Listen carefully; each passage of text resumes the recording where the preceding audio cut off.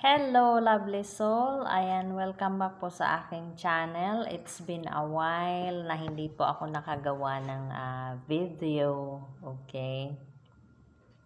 So, ikaw ba ay isang empath? Lovely soul, empathic ka ba? Okay.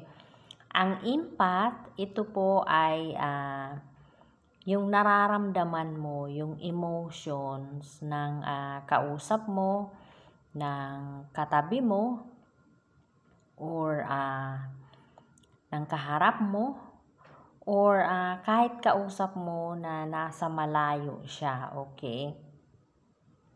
Nararamdaman mo yung emotions niya, kung siya ba ay galit, masaya, nalulungkot, or kung ito man ay may masamang binabalak sa'yo, or may masamang iniisip sa'yo, nararamdaman mo yun. Hindi mo lang basta nararamdaman, kundi naa-adapt mo, okay? Naa-adapt mo yung emotions nila, okay?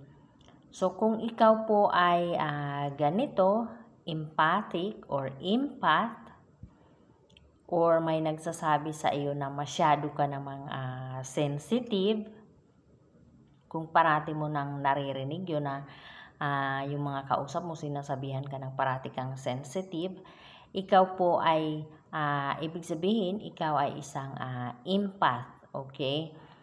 Kung ikaw ay isang empath, ay ipagpasalamat mo yan at i-develop mo yan, gamitin mo sa mabuti, gamitin mo upang makatulong ka sa iyong kapwa, okay?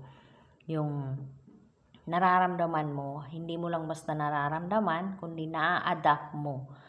Na-adapt mo mismo yung emotions nila, okay?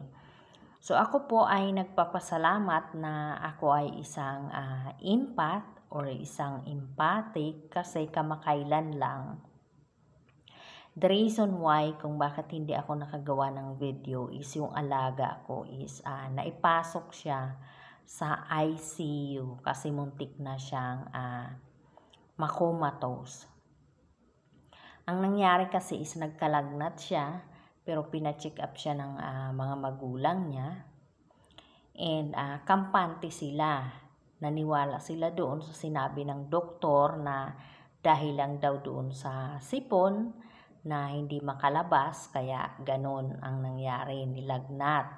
Kaya lang nung kinabukasan, naramdaman ko talaga yung nararamdaman niya, na nahihirapan siyang huminga, yung alam mo yung para siyang nauupos na kandila, hinahabol niya yung hininga niya.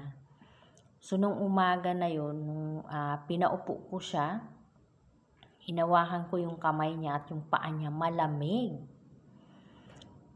At yung hininga niya, hinahabol niya. So naramdaman ko yung nararamdaman niya. Iyak na ako ng iyak. So ginawa ko, ginising ko yung magulang niya at sinabi ko yung kung paano huminga yung bata. Kasi kampante sila dahil nga pina-check upan nila. Naniwala sila doon sa doktor.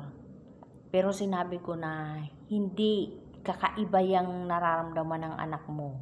Nararamdaman ko. So ang ginawa, dinala niya ulit sa hospital. Pagdating doon, muntik na palang makumatos yung bata kasi ang taas na ng blood sugar. So imagine niyo po, kung hindi ko naramdaman yung nararamdaman ng bata, ay, kaya yun, kung ikaw ay isang empath, ay ipagpasalamat mo yan, gamitin mo sa mabuti upang makatulong ka sa iyong kapwa, okay? And ang mahirap lang sa pagiging empath is yung kung ang taong makakasalamuha mo or makakasama mo is yung parating galit. Kasi, maa-adapt mo yung emotion niya. So, kaya kailangan mag-set ka rin ng boundaries, okay? Mag-set ka ng boundaries para hindi mo ma-adapt yung emotions niya na galit. Kasi, mahirap yun, okay?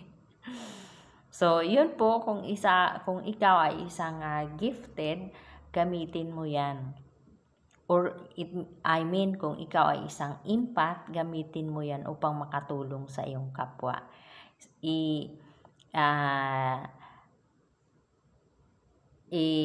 I-spread mo yung light mo or shine your light sa pagiging empath mo, okay? So, yun lamang po, lovely soul. Thank you for watching. God bless and I love you.